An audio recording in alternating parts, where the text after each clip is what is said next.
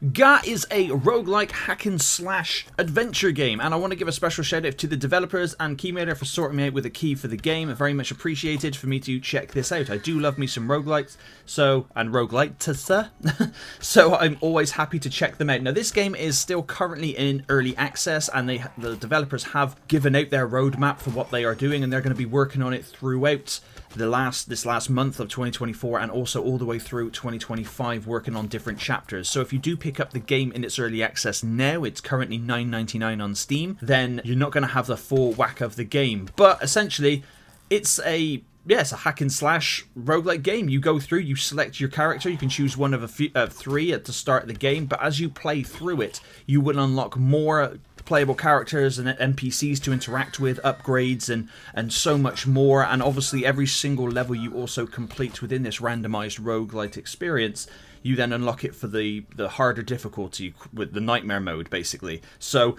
it just the more you play, the more you unlock, which is really cool because it adds a sense of progression to the game, which I think is really cool. Now, my experience with the game itself is both positive and negative. It is still currently in early access and very early in its early access, so I'm giving it a little bit of an easier time with that. It does seem a little, and that could just be me, but it seems a little savage and unbalanced in some places because you just get absolutely swarmed by enemies, and which you'll see in this footage. And it happened to me on nearly every single run I did, and not just when I was capturing footage. But it could just be me, I could just suck, so just bear that one in mind.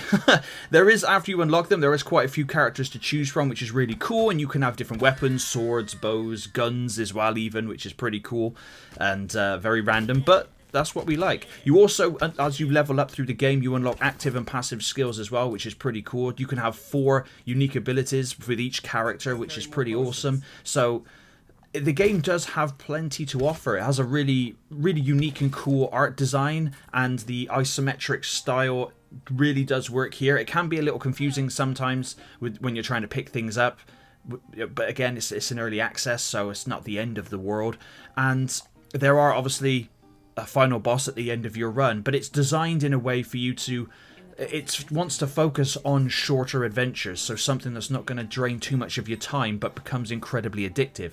And Ga is addictive. It is really good. It's really fun. It also, more positively, it has Steam Cloud, so I was able to play this a lot on the Steam Deck, which I was very grateful for. So I still have it on my Steam Deck, and I love playing it. It also has 24 Steam achievements as well, and obviously, as you may know if you've been following my channel, I'm a bit of an achievement whore, so I do openly admit that. But is this game worth picking up in early access? If you are a roguelite aficionado, then I'd say yeah, pick it up and give it a go. Give the developers your thoughts and help craft this into a really cool game to come out with its official release at the end of 2025, it's looking like.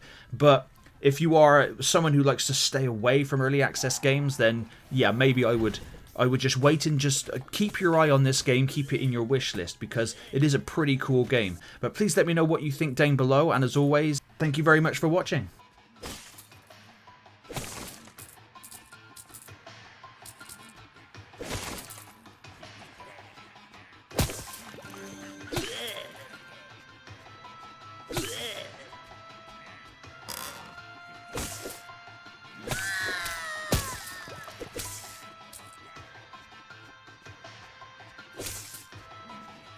Yeah.